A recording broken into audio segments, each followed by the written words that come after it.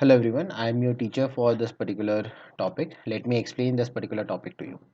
So आज जो है हम इस पर्टिकुलर वीडियो लेक्चर में टॉपिक कवर करने वाले हैं सॉलिड स्टेट का, जिसमें कि हम डिस्कस करेंगे कि types of point solid defects क्या क्या होते हैं, right.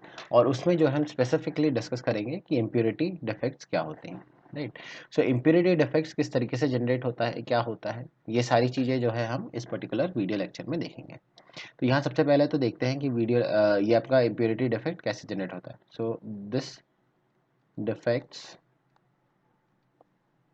Defect arises due to presence of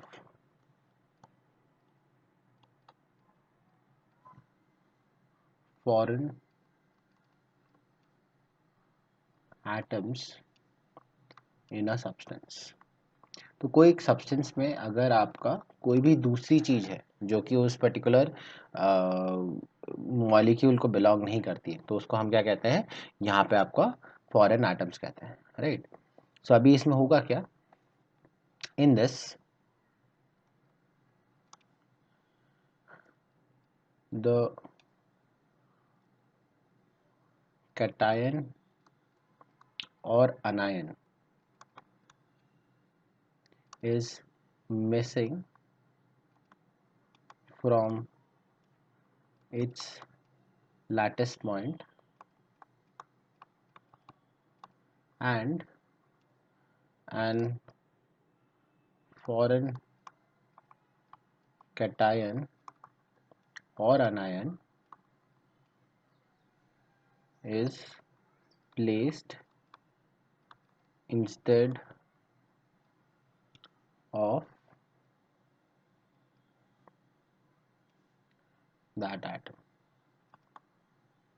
तो इसका मतलब क्या है, इसका मतलब ये है कि अगर आप इस लैटिस को अगर कंसिडर कर रहे हैं, तो इस लैटिस में अगर आप देखोगे तो यहाँ पे आपका जो है एक इम्प्योरिटी है जो यहाँ पे प्रेजेंट है, राइट। तो ये इम्प्योरिटी ऑफ एटम जो है कोई इंटरस्टिशियल स्पेस के बीच में है।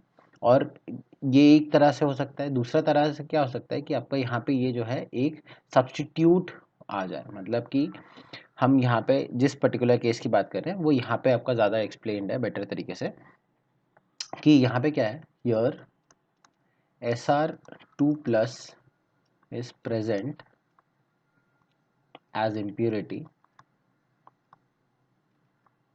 in NaCl crystal और in NaCl lattice, राइट। तो यहाँ पे आपका Sr+2 है, जो आपका यहाँ पे हम हाईलाइट कर देते हैं ये, राइट। सो ये आपका प्रेजेंट है लैटिस में, जो कि आपका इम्प्योरिटी है, right. So since the charge of Sr atom is more, it balances the charge defect और चार्ज डेफिशिएंसी है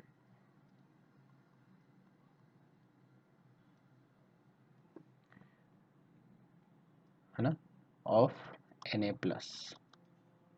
मिसिंग, राइट। तो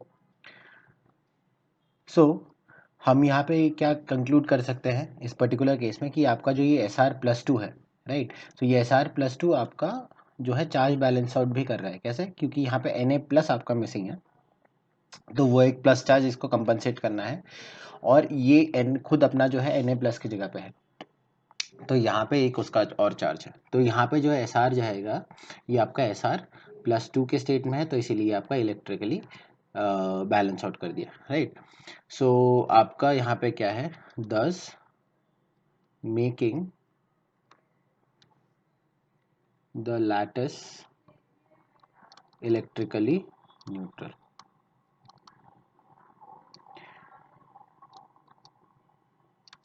तो यहाँ पे अगर हम बात करें आपकी डेफिशिएंसी की, डेंसिटी की, राइट। तो यहाँ आप डेंसिटी का क्या कमेंट कर सकते हो, तो डेंसिटी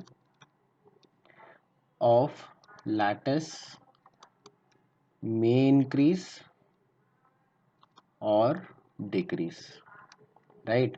तो यहाँ पे आपका जो है, आपका जो भी डेंसिटी रहेगा, हो सकता है कि वो इंक्रीज कर जाए, हो सकता है वो डिक्रीज कर जाए। डिक्रीज क्यों करेगा? क्योंकि अगर हम ये दो पर्टिकुलर केस अगर देखें तो यहाँ पे आपका ये जो वेकेंट स्पेस है, राइट, इसके वजह से आपका क्या होगा, डेंसिटी कम हो जाएगा।